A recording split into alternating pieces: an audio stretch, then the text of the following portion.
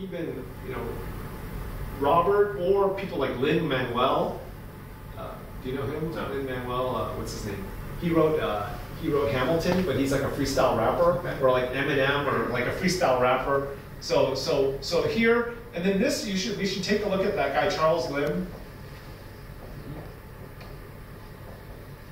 And then the Korean guy too. There's a Korean guy that's just looking at the neuroscience of this. But the idea is creative people, developing that. For here, I've got Wendy knows a Chinese math guy.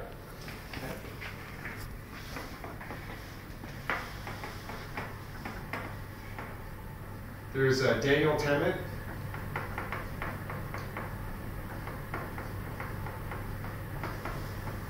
There's the guy I told you about, Eric Pepper's guy.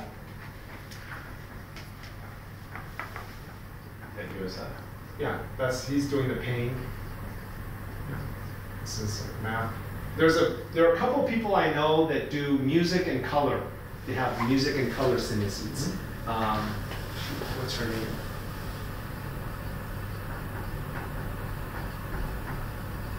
I have like at least 3 people that I know in this space.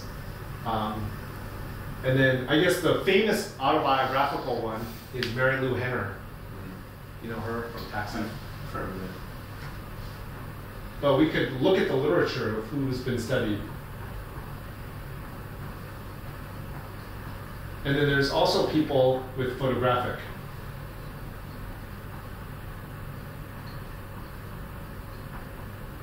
You show them a picture and then they'll just draw it. And then there are other people that are kind of strange that have written a lot. I can get to her. Is what's her name?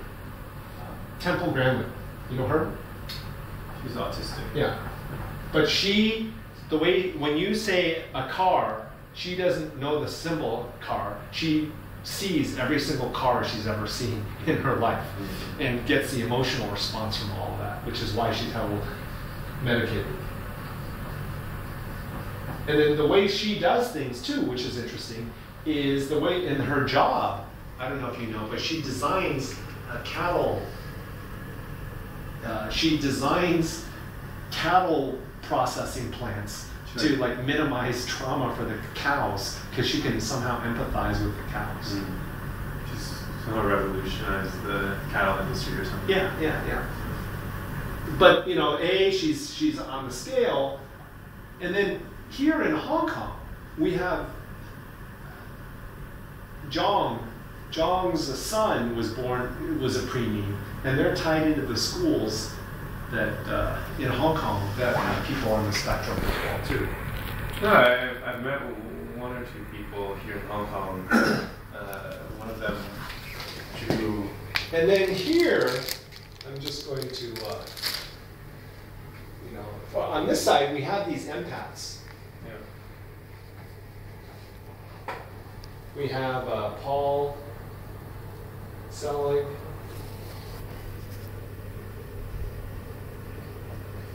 I have David Savage. I think it works too well. I think the aircon is doing something. And then I have Noah.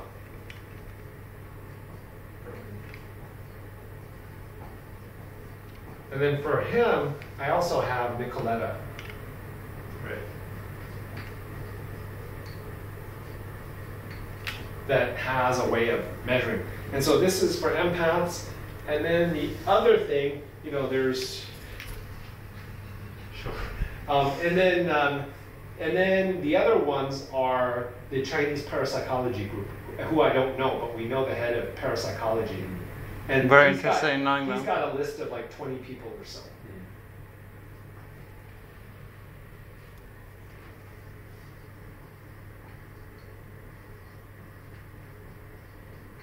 And the other area for this, there's another guy I know too, I could hook you up with, who studies this. He's a full professor too. His name is Stephen Schwartz. I might be able to get him out in October too. He's semi-retired. And then he's like / Russell Targ. You know Russell Targ? Yeah, he's in the U.S. CIA. CIA. Stephen Schwartz specializes in remote viewing. And what he does, which is interesting, is he's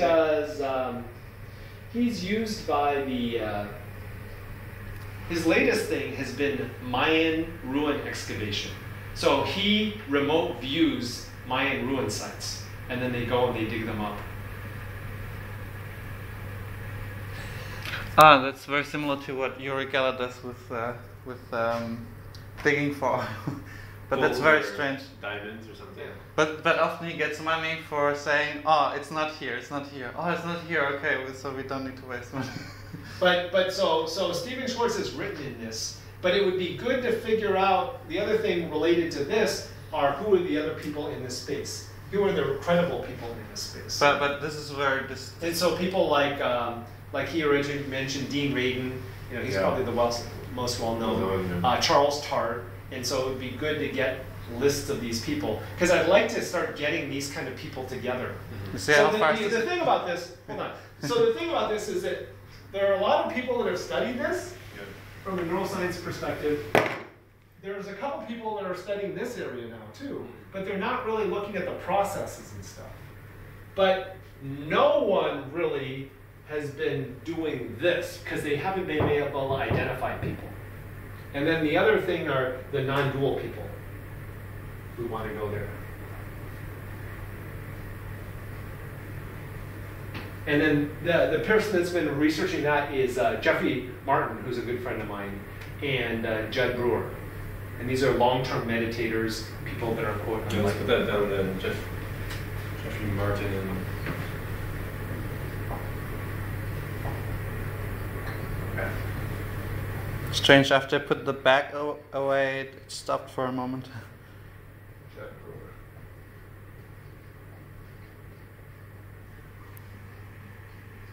And what happened was Jeffrey Martin identified people. He identified this guy, what's his name? That is a picture. And then he was like the most advanced person he could find. And then Judd Brewer studied him. Okay. And then there's the mind and light people.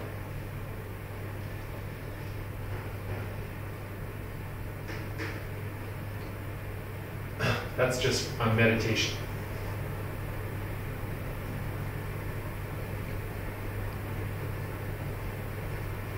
Now the other exciting thing about this area too, is I just started tapping, who I was surprised at how backwards they are from a research perspective. Who? The country of India. India, they've got a lot of these sadhus and the Kumbh Mela festival and everything, and just like measuring what's going on in their brains and stuff. These people that are able to pick up weights with their balls and you've seen shit like this. Yeah, I've seen it. Yeah. I saw a crippled person on the internet in India. No one's studying those people, these sadhus, and they're like all in, on their own spiritual development. There's a place in Varanasi where I've been there. They all have all these mounds where people have figured out the death yoga.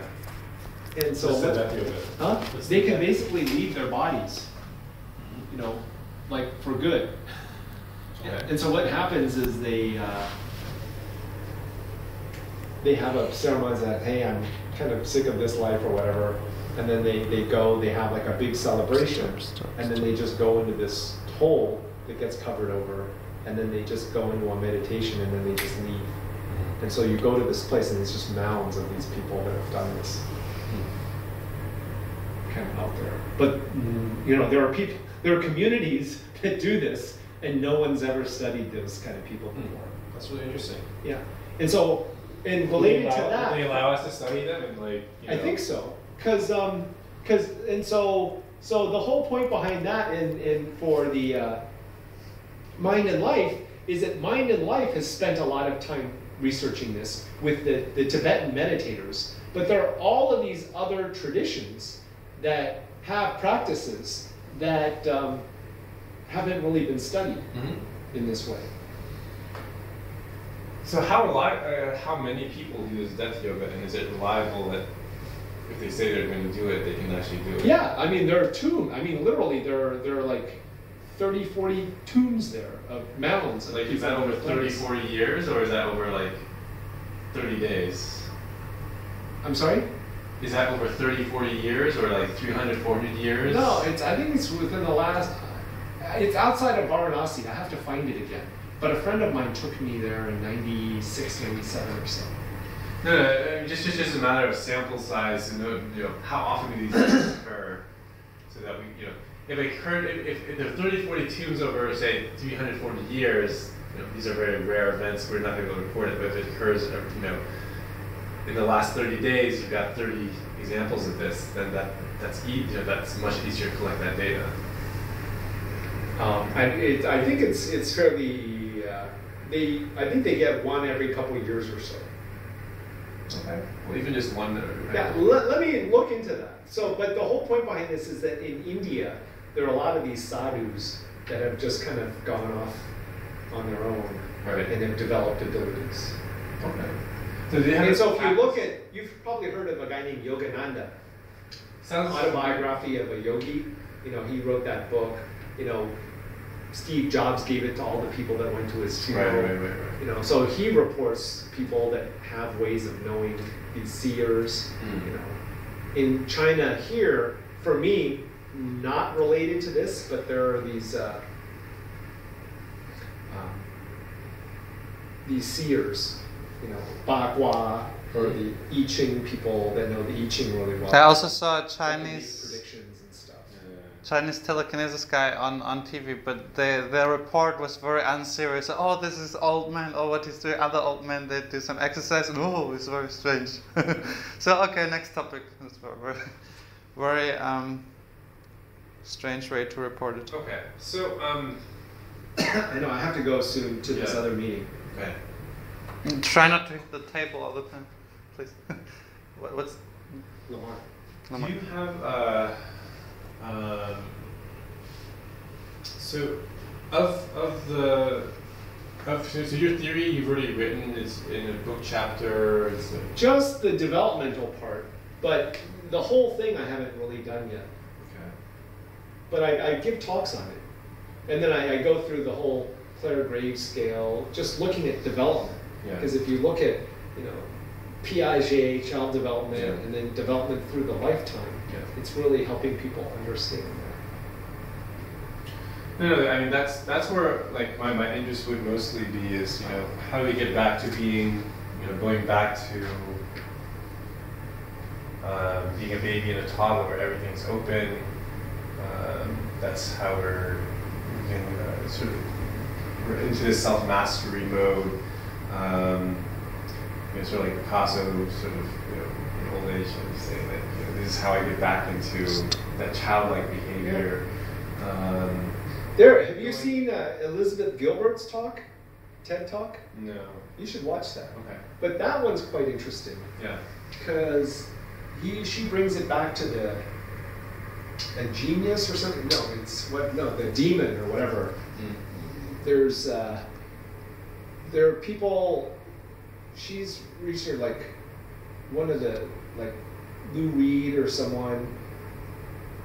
It's one of those things where when they get into the creative thing, and she talks about it too, then she becomes the instrument. And it was so.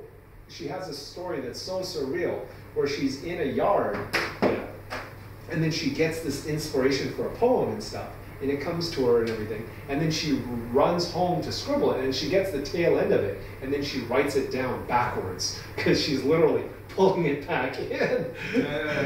And so she's writing the poem backwards, because it's like, I got the tail end, and what was the word before, what was the word before, what was it? And she's just literally pulling it back. Yeah. So it's like a stream out there that they get tapped into. And if you talk to any jazz musician, they're like, I don't know where this started from. I'm just an instrument. I'm just a vehicle. Yeah, it's the same with writers like Maya Angelou. They just wrote some books right themselves, right? Yeah. They don't even know what they're. Now, the interesting thing about Paul Selig is he channels, and he's a known channel. And they've done a study where they get him in front of people and they videotape him, and he channels the book, and literally everything that he says in the video that he's channeling, you can read it in the book. And wait. What are you saying? So he's read a book and he channels a book. So he's writing a book. And so he's writing the book as a channel. So words just come to him and then he just says them. And so it's a recording of him live, talking for like 3 hours. Okay. And if you grabbed the book, the 3-hour talk, every word that he says is basically transcribed. It's when he's channeling it, it's it's verbatim in the book. So is Paul Stanley reciting verbatim some book? No, the book is what he recited. So the book is a recording of his recital of the thing that he, and there's a video of him just kind of spewing it out. But I'm sorry, I don't quite understand. So where's this book coming from? Who's written this book? From his subconscious or from collective consciousness. Like right now, if you were to just start writing a book with no edits at all, it would probably be very difficult. Yeah, absolutely. So for him, he's live in front of an audience with video on him, just spewing stuff out for 3 hours. For 3 hours, that's verbatim in the book. A book that he hasn't written before, but he's writing. Yeah. The two different cases. If he's written the book before and he's doing it. No, he hasn't written. So he's been writing the book in real time. Yeah. Okay. In front of a live audience. But what's the quality of the book? A lot of people. It's a bestseller. Oh, really? Yeah. Okay. And then so he can do multiple. And so this is interesting. Because if you look at the reports of Mozart when he wrote music, it's all. But if you look at Beethoven, there are scratches and everything, and it's an edited, and so something about having something come through, kind of in a pure form. Yeah, sure. We were trying to look at from a beginner's mind perspective, is with video game technologies and either a combination of EEG and fMRI or MEG, because we're looking at. So the neat thing is I can give you, with a new game, I can give you a unique experience. Mm-hmm. But then I can have you play the game again and then see how the first experience influenced the neural firings of the second time you played it. No, there's something there, but not maybe in those terms, right? So you're not going to be able to see exactly what's being replayed in the mind, but you can sort of see some improvement, say if it's a sensory motor improvement. Well, or there's something where if I see something for the first time, and then I see something again, what happened the first time that I saw it is going to influence my interpretation. Yeah, sure. Hello? Hey. Okay, great. I'm upstairs. I'll come down. Thanks. So yeah, we're having our lab meeting right now. Okay. But we were thinking already of what is the learning mechanism and how does conditioning influence? Like my first response will be my intuition or something like that. Yeah. Versus my learned response. Right. And so what's the difference? What are the neural pathway differences from kind of the beginner's mind first response from something where I've seen it or done it, etc. Yeah, no, sure. And so how does conditioning influence? Yeah.